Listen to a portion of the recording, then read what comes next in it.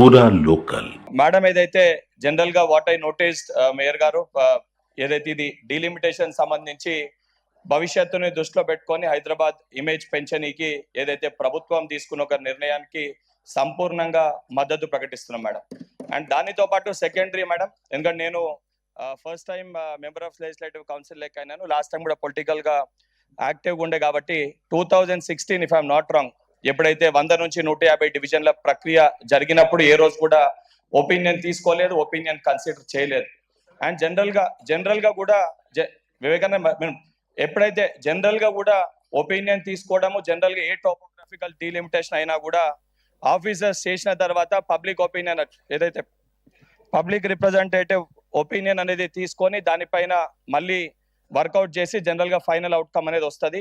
And as per system procedure ప్రకారంగా follow అవుతున్నందుకు ప్రభుత్వానికి కృతజ్ఞత చేస్తున్నా. కానీ చిన్న ప్రాబ్లం మేడం దీంట్లో, అంటే కొన్ని చోట్ల అంటే ప్రాబ్లం ఏమవుతుందంటే మేడం, పొలిటికల్ ఇంట్రెస్ట్ మాకు అడిగినప్పుడు సరే everyone has their own personal interest. Division పెరిగినప్పుడు కార్పొరేటర్ ఇంట్రెస్ట్ కార్పొరేటర్ డివిజన్ పైన ఉంటుంది, ఎమ్మెల్యే గారి ఇంట్రెస్ట్ ఎమ్మెల్యే గారి డివిజన్ ఇట్లయితే బాగుంటుంది అని ఉంటుంది, లేదా ఇంకొక ఇంట్రెస్ట్ 2 డివిజన్స్ అయినప్పుడు 2 డివిజన్స్ కూడా మన పరిధిలో ఉంటాయని పర్సనల్ ఇంట్రెస్ట్ ఎవరిది వాళ్ళకు ఉంటుంది.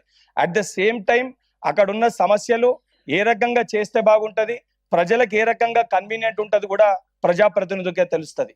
సో ప్రజాప్రతినిధులు అందరూ కూడా సెల్ఫ్ ఇంట్రెస్ట్ తో పాటు administrative at the same time public ఏ రకంగా కన్వీనియంట్ ఉంటుందో మనం అవన్నిటిని కూడా దృష్టిలో పెట్టుకొని మన పొలిటికల్ ఇంట్రెస్ట్ ని పక్కన పెట్టి ఏదైతే ఆ రకంగా మనం రేపు సాయంత్రం లోపల రిపోర్ట్ నిచ్చి దాన్ని కూడా ప్రభుత్వం అదేవిధంగా మేయర్ గారు కమిషనర్ గారు దాన్ని కన్సిడర్ చేసి ఆ రకంగా వార్డ్స్ ని చేస్తే బాగుంటుంది. అంటే చిన్న ఎగ్జాంపుల్, మా దగ్గర అంబర్పేట్ డివిజన్ ఉండే madam, last time Barkatpura and Kachiguda division 2 club చేసి బర్కత్పురం తీసి కాచిగూడ డివిజన్ చేశారు. ఈసారి అదే బర్కత్పురాన్ని మళ్ళీ చేసే అవకాశం ఉంటుంది అంటే పెంచుతున్నప్పుడు.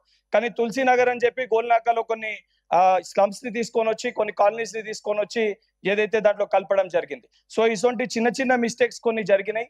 సో దానికి సంబంధించి ఇచ్చిన రిప్రజెంటేషన్స్ ని కేవలం రిప్రజెంటేషన్స్ గా చూడకుండా వాటిని పరిష్కరించినామని చెప్పి ఏదైతే దాని తర్వాత దాన్ని ఏ రకంగా రిజాల్వ్ చేయగలుగుతాం ఎక్స్ ఆఫీషియల్స్ తోటి కార్పొరేటర్స్ తోటి పర్సనల్ గా కమిషనర్ గారు డిస్కస్ చేసి రిజాల్వ్ చేయాలని చెప్పి కోరుతూ నాకు అవకాశం ఇచ్చినందుకు ధన్యవాదాలు. Thank you.